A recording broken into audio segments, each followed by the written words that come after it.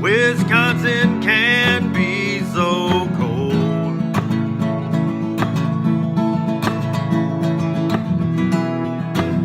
The scales of justice can erode.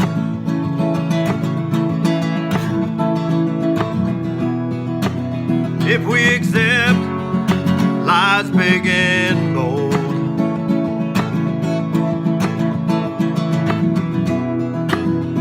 We forget we live on Avery Road. Hello everybody, this is Erekose on Making a Murderer on YouTube. I cover the Stephen Avery and Brendan Dassey cases, but also as time passes I've been covering other cases such as the Staircase or OJ and many wrongful convictions of youth. I go over the documents, the photos, the videos, anything case related. So stay tuned, because I have many more videos, just like the one you're about to see.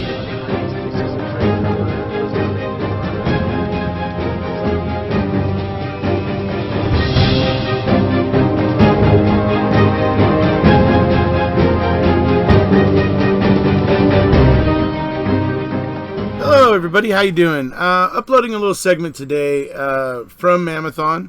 As you may know, there was a kind of a something we were trying to do during MaM-A-Thon when we were handing off from channel to channel and host to host, is the host that would be taking over would generally come on about 10 or 15 minutes before, onto the previous host's live or whatever, and then after that live ended, the previous host would go on for about 10 or 15 minutes onto the following live, or the live that would then become the current live.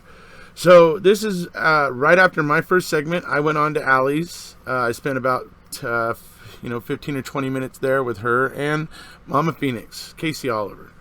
So one of the things I wanted to point out, folks, is that Casey, Mama Phoenix has a point that she talks about here, about covering other cases and taking an interest in other cases. I know she has kind of a big personality. She has a very in-your-face kind of a mentality, and I know some people get put off by that.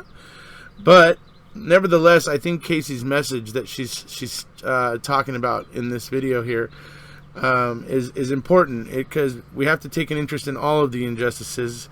And although we all feel passionate about Stephen and Brendan, it's good that we take an interest and try to root out the seeds of injustice that are growing through our system, because taking care of the symptoms doesn't always take care of the problem, right? We have to get to the heart of the problem that's causing it. So I think that's kind of a central point, and Casey urges, that we all take an interest in other cases as well.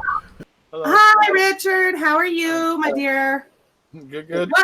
Now he's all big and whatnot, and Ellie's down in a corner like the naughty kids. Jesus Christ. Yeah. Guys, switching the screens are going to give me a seizure. And that's actually a thing. Shit. My brother was epileptic for 20 years. He didn't better he died. But no reverence, ladies and gentlemen. You missed me. Yeah.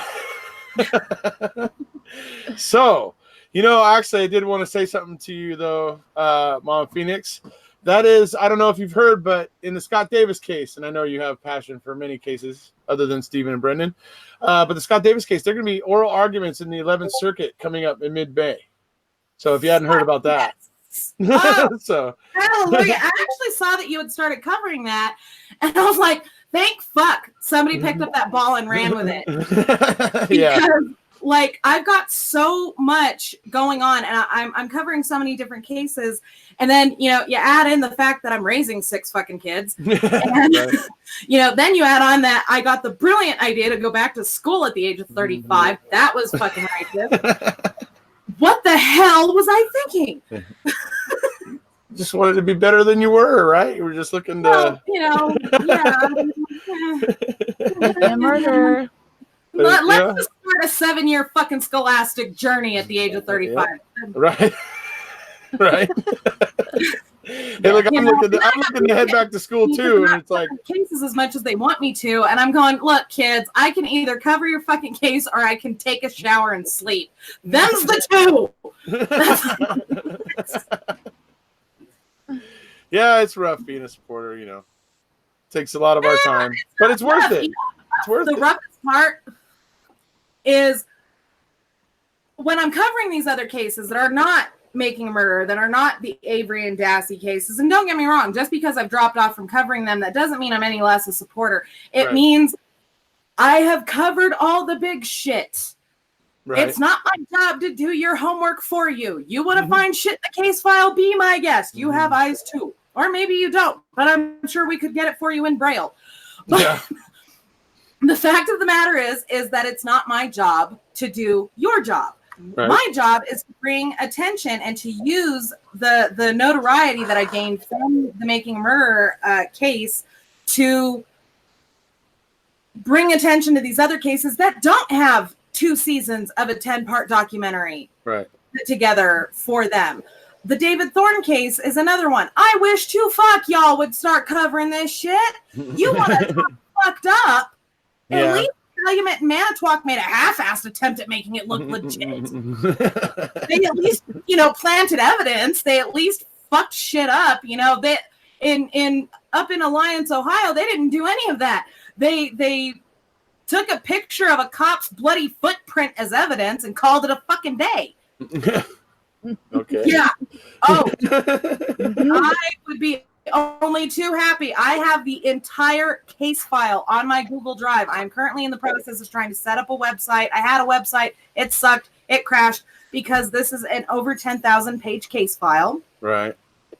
And, I'm trying to set up a website and get all that loaded up so that you guys can start vacuuming over this shit too. Because what are we in this for if not for justice for everybody? Right. Not just justice for Brendan and Steven.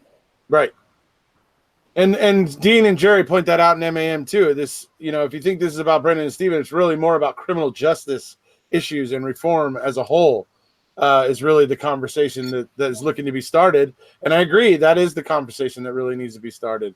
And it needs to be, we need to branch out beyond Steven and Brendan, obviously, as well. I agree with you on that. And I have been reluctantly, kind of slowly. It's hard sometimes to dig into a whole new case.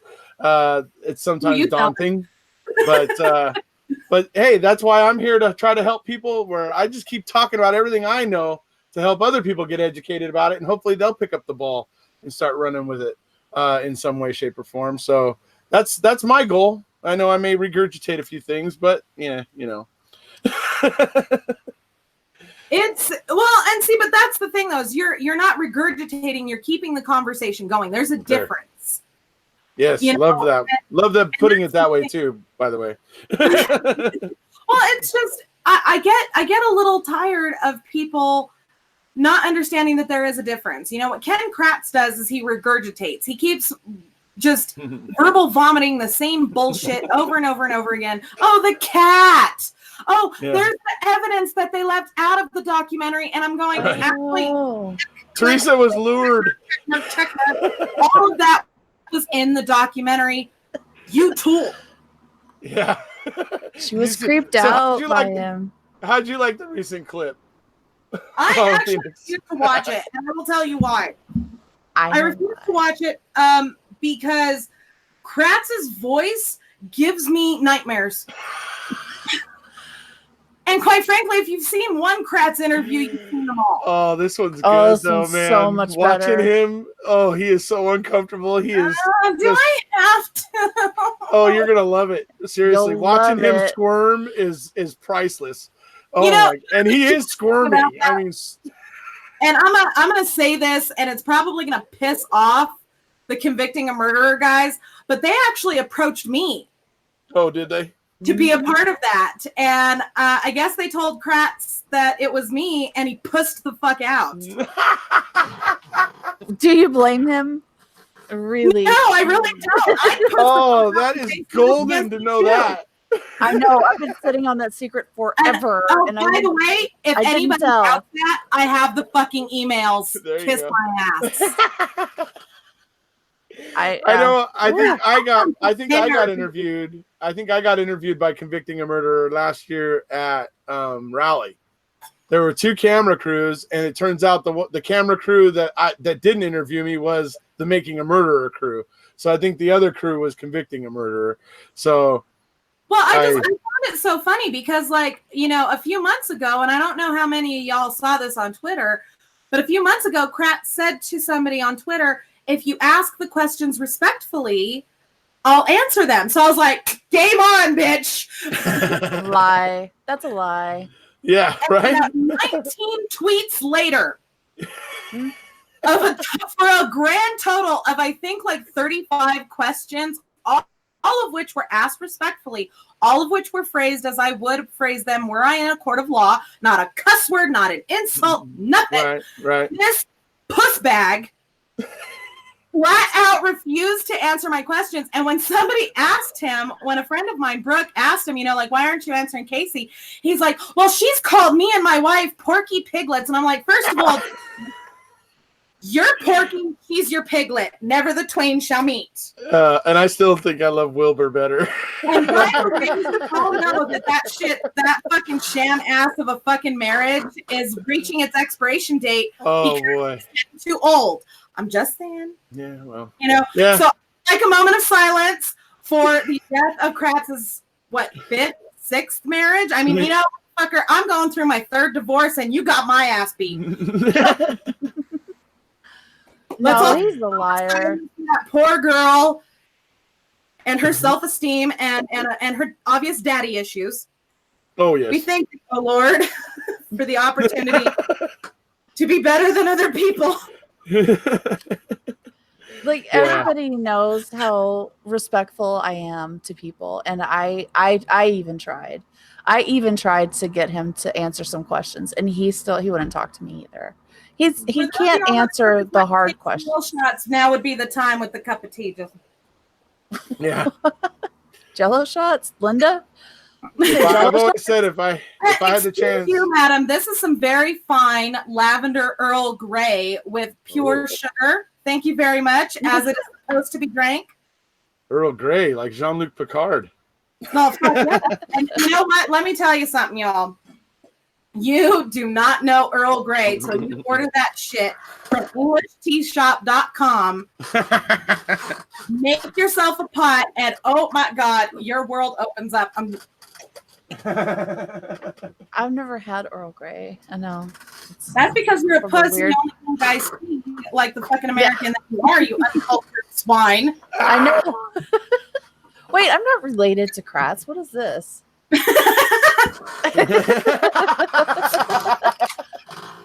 I'm pretty sure that let's see here. Laura got a question into Kratz once.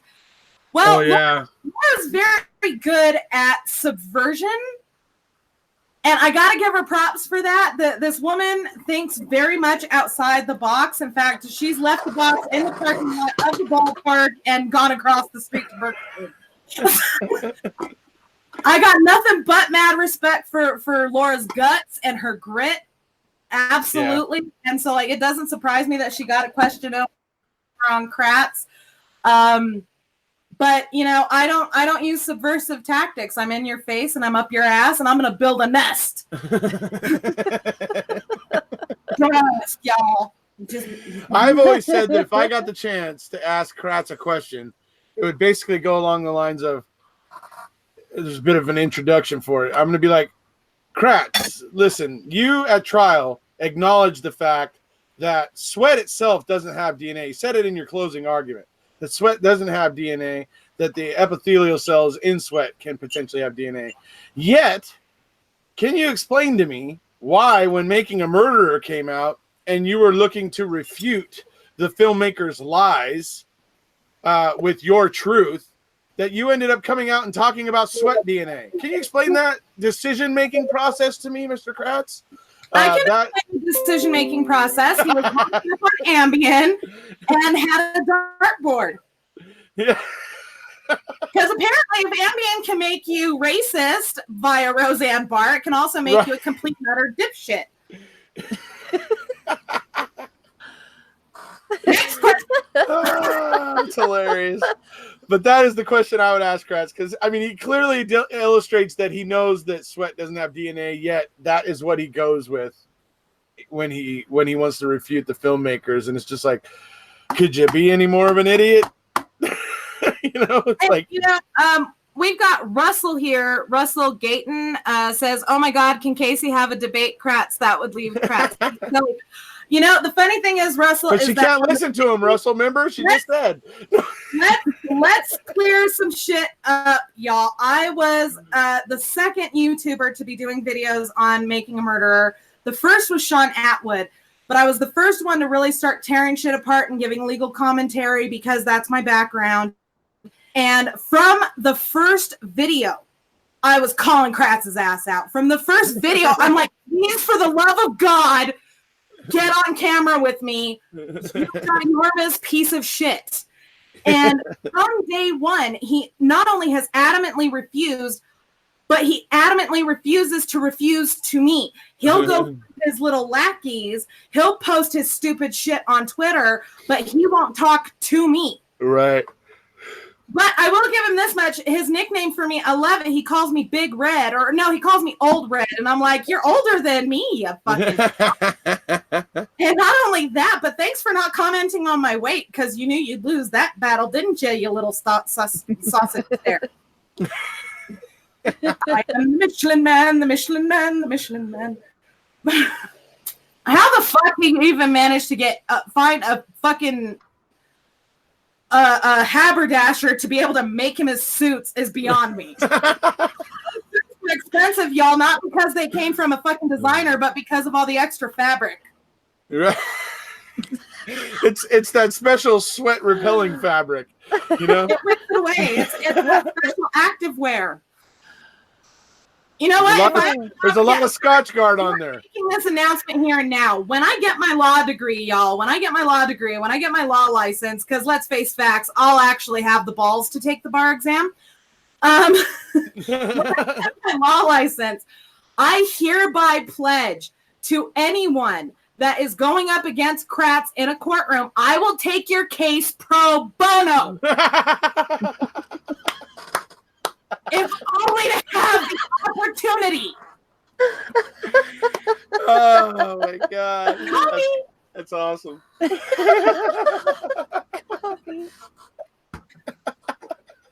Oh my God. I'll do it. I'll get your ass, Wilbur. One way or another, I'm gonna get you, motherfucker. Yep. He's not gonna agree to do it in an interview with anybody now. Not after Rookie freaking tore him a new one. Oh, and see, I so wish that he had half the fucking ball sack that he claims to have. I wish that he would have allowed me to sit down on camera with him. Right. Because, you know, there would have been a side that you guys have never seen of me. Right. Oh, you would have been more subdued? No, I would have been subdued. I would have been as as I always am. But well, you're always boisterous, so. Well, you know, let me tell you, let me put it to you this way, babe. I am the youngest of 5. Babe. Oh, there you go. My mama is the oldest of 9. Right. Her mama is the middle of 13. I got a big ass family. Okay. Yeah. My first husband and I are, between the two of us, we're related to our entire hometown. If my boys want to go to prom, I have to get them a Russian mail order bride. So the fact of the matter is that in my family, you don't get heard unless you're loud as fuck. Right. Yeah. And I'd like to clear this up too for the. I grew up in a similar household. Yeah. Pass the peas, Ma. I'm right across the table. You didn't hear me the first 6 times. It's too much chatter in here. Got static going. But for those of my critics that are like, why do you yell at your camera? I don't yell at my camera. That's passion. I'm a classically trained thespian. There you go. I'm projecting. I'm reaching the back row. So when I know I'm about to perform, whether it be on camera or on stage, I project. I'm not yelling at the camera. Please calm your tits. It's just passion, baby. It's just passion. And if you're so fucking easily offended that it bothers you that a white lady is screaming at you and yelling cuss words at a camera, you seriously have some fucking issues. And I recommend that you call your local 211 to get yourself some counseling. Because what the fuck? Jamie. Oh my Lord. I love it. You miss me and you know it. Just, you know. Oh yeah.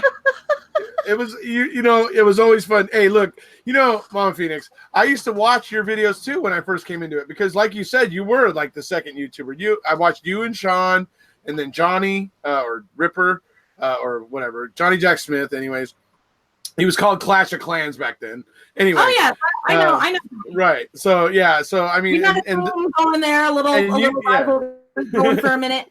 And you three were the ones that I watched, and I used to love watching you because, and especially if it fucking said Kratz in the title, because I knew you were gonna say fucking Wilbur, and I was just like, oh, I love it, dude. Every time you said Wilbur, I was just like, oh yeah. The funniest thing is that I call him Wilbur, but he's really much more like the rat from that movie, don't you think? Right. Right. Like, and it's a smorgasbord. And being a DA for him must have been his dream job. It brought him into close contact with a lot of women with low self-esteem. Yeah. Oh, yeah. It seems to be picking on those women seems to be in his wheelhouse. I'm not altogether convinced Leah isn't one of them. That's Stockholm syndrome, baby. Yeah. So. All right. My degree program is actually in forensic psychology. And let me tell you something. That is not healthy. Oh my God. There is some issues. Yeah. Oh my Lord. I understand having daddy issues. My father died before I was born, and I understand having daddy issues. Yeah. But when you take it that motherfucking far, now you got grandpappy issues. Right? Just get the boy a spittoon and a fucking piece of wood to whittle and stick him on the porch. That's all he's good for these days. Look at the question Kimberly Williams said. Who is Wilbur? I need to know. That's my name for Kratz. And Wilbur is from Charlotte's Web. Start giving people fucked up nicknames. Yeah. And Wilbur was the pig in Charlotte's Web. So that's, Yes, Julie Johnson. Casey removes glasses, yells at Wilbur, "What the fuck?" And you about to come when I just I have broken more pairs of glasses. Just chucking my glasses because I'm like, oh my God. Oh, hell no. Like my little Southern woman comes out, and I was raised in the Southwest, so you know it's bad. The time to worry is when my chola comes out. When I start pulling out the Sharpie to doing my eyebrows, that's when you need to worry. Windshield wiper. Oh, man. Frightening. So let's get down to some of the meat of all of this. Mm-hmm. A short time ago, I was contacted by a woman by the name of Courtney Skinner. And, it's actually really fucking hilarious how that even happened. I was at Angel Fire dropping off my ex-husband to his new condo. My life is fucking interesting. And, I get this text from this woman. I get this email, and she's like, if you could just give me a call. So I'm like, yeah, fuck it. Why not? I change cell phone numbers every couple of years anyway. Not going to be good here pretty soon as it is. So I call her up, and, over the course of, I'd have to say, from Angel Fire to the summit of Taos Canyon Pass, I heard a story so horrific and so heartbreaking that I had a hard time believing it was even real. Mm-hmm. Right. And, you know, she told me that she talked to Allie about it. And Allie apparently couldn't quite fit the pieces together. And Courtney was very upset about this. And I'm like, well, Allie doesn't work in the criminal justice field. You know, Allie is like me. She's a schmuck with a fucking camera and a headphone and a headset. You know, we're sitting in a room. I didn't know what to do with it. I was just like, this is amazing, but what do I do with this? Well, see, that's the thing is, you know, unless you work in this field, it's easy to miss the connections.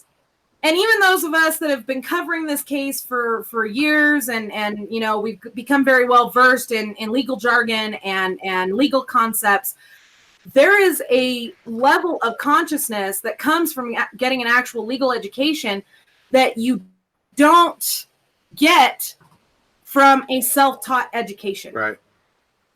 You know, you learn legal, like shit, dude. I was impressed with my own body of knowledge when I started college. And like here, 3 years later, I'm actually in my last year of college. I'm realizing what an idiot I really am. Shit I didn't know was a thing. And so I'm sitting there and I'm listening to her story and I'm like, holy fuckballs. This is directly connected to the Avery case, and I will tell you why. After a big hefty grab. Allow me the tagline, allow me the moment, kids. You know, because this is what people come to see. But oh, folks. There it is. There it is. Okay, so in 1967, a 2-year-old child by the name of Walter Skinner was placed in foster care. And whilst in foster care, he died. For whatever reason, I'm still piecing this together. As you all know, I double and triple reference. Lady Shireen, who is Casey, catch up! I've been here for damn near 4 years now, sweetheart. Allie, throw my fucking YouTube channel in the bottom. Tell her to go fucking get an education and get back. All right, let's keep it friendly. No, the mods are all over it. All over it. Now, in 1967, for whatever reason, this death was not fully investigated. I'm still trying to piece that together. Mm-hmm. As you know, I double and triple check my facts before I report on them. So I'm not going to venture a guess here. What I am going to tell you is that in 2005, the investigation was opened. But Kratz declined to prosecute because the foster father was dead. And he didn't want to prosecute posthumously. But here's the thing. The foster mother was still alive. And there is no way that she didn't know what was happening to that child. There's no way. Right. In addition, they had other children in the home, all of whom were disabled. Right. We don't know how they were disabled. I'm still researching all of this. So who knows what he did to the ones who couldn't talk? Ultimately, the coroner decided to rule this death accidental by rough play. Rough child's play, and right? Blamed his 4-year-old sister for his death. Mm. Now, the fact that Kratz, I'm going to give you guys some breadcrumbs here. The fact that Kratz declined to prosecute and yet was a founding member of the Crime Victims' Rights Committee. Right. A committee upon which he served with Judge Flowers. Right. You tell me how they are connected and why she's covering his ass. Tu sabe? All right. Those two Chase down your connections, folks. I have theories on it, actually. Just from what I was able to piece together from all the things that Courtney sent me. I don't think that this was an accident, that it was covered up back then. But I don't know why he would be protected, the foster father. That's the only piece I couldn't find. Like, how do I know this was in 67? Like, how do you go back that far and find what possible connections might have been there that might have led them to want to cover this up for him? Because it's pretty clear that the child was murdered and not accidental from a 4-year-old, which is what well, I won't go too far into it. I'll let you do it, but yeah. Sorry, zipping. No problem.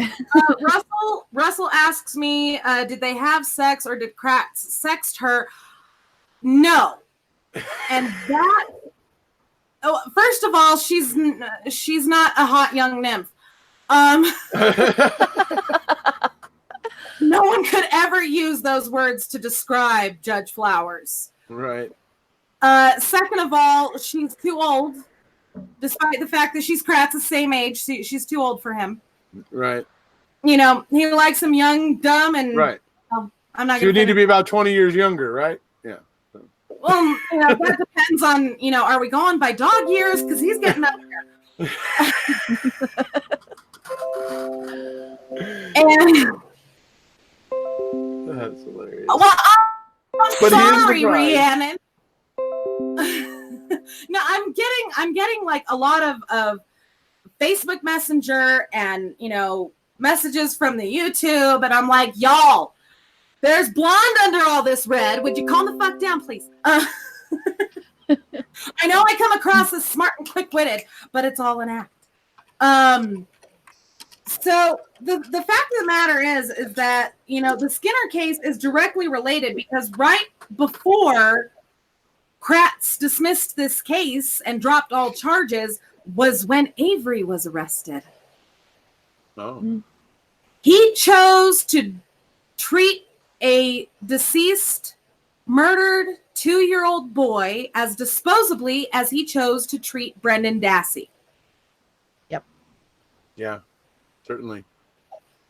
And here's the thing about that. I forgot to mention, we hammer the fuck out of Manitowoc County, and rightfully so. But nobody talks about how corrupt Calumet County is. Well, if you need some proof about how corrupt Calumet County is, all you have to do is look at the Skinner case, because that's where it occurred. Right. There you go. Calumet is just as culpable. Yep. As Manitowoc. They're all They are connected. really the same, and they are scratching each other's backs. And if you are so fucking dumb that you don't notice that, Oh, I agree. I've They're always said. definitely. I think it's police culture. Brothers of the badge. I think they honestly just like get on board with each other without even asking questions. They just start. They all just kind of are. My friend Mark Oddie says it this way: all compasses point north. And if you think about law enforcement officers as compasses, all compasses point north. So they all tend to back each other up and not ask a whole lot of questions. well, and here's the thing, do not get me wrong. I absolutely 100% love the law. I love it. I love everything about it. I think our judicial system, in theory, works. Mm-hmm. In theory. In practice is something totally different. Because in theory, we're not having to account for the human element. But then you get in these humans like Kratz, like Flowers, like Wiegert, like Fossbender, like Poggle, like Mark Ott, like fucking Herman. Mm-hmm.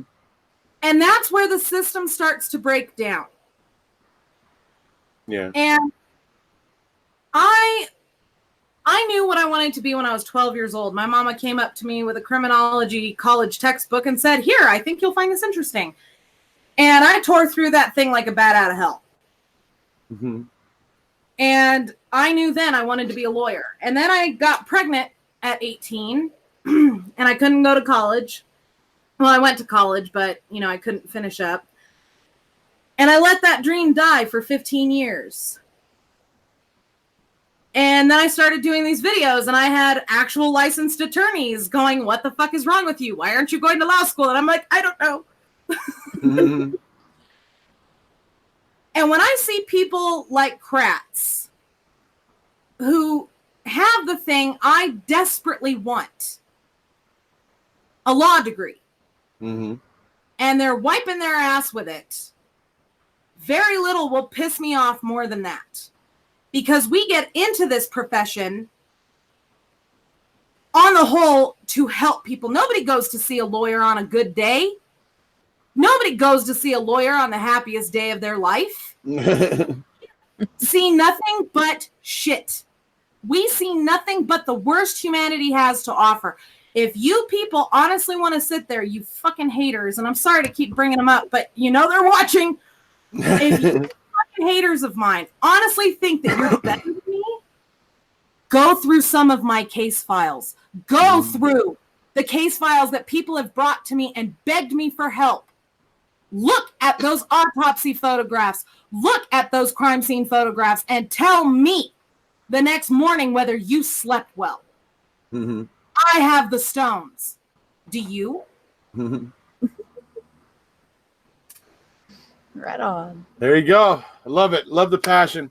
I am going to have to, at this point, go do something else. So I'm going to leave you guys to it. Go take a bath. It's a pleasure to speak with you and talk to you and let you know that the exciting news about the Scott Davis case. Oral arguments in the 11th Circuit, folks, for Scott Davis. So obviously, because criminal justice is the passion, right, folks? Obviously, it's Avery Dassey, and that's why we're here today and this weekend. But, you know, it's also a chance to talk a little bit about criminal justice as a whole. So we all get the chance to do that. So, but it was a pleasure getting to talk with you today. And obviously a pleasure to be on, Allie. Thank you. Yeah, thanks for coming and hanging out with us. To you, honey. All right, guys. I will be around in the chat, of course, and look forward to it. All right. Bye. All right, guys. Have fun. Bye, everybody out there. Hey, remember at the end or right now, please hit subscribe for Allie if you haven't done so already. All right. Thank you. Bye, guys. So that was me, folks, there on the beginning at Allie's of Allie's first segment during MaM-A-Thon. And she had Mama Phoenix, Casey Oliver as her guest. And I just, you know, you say what you like about Mama Phoenix, and a lot of people, she does rub people the wrong way, but her kind of, sometimes her sense of humor and stuff is just really funny, and I found her to be pretty enjoyable that night, to be perfectly honest. You know, and I always did love the way that she called Kratz Wilbur.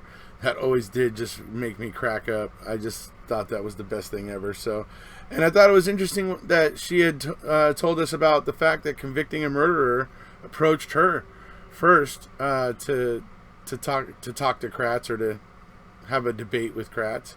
So I thought that was interesting. There was a lot of interesting things, I think, that came out in that little discussion. So I wanted to put this up as Memories of MaM-A-Thon, and I hope you guys all enjoyed it.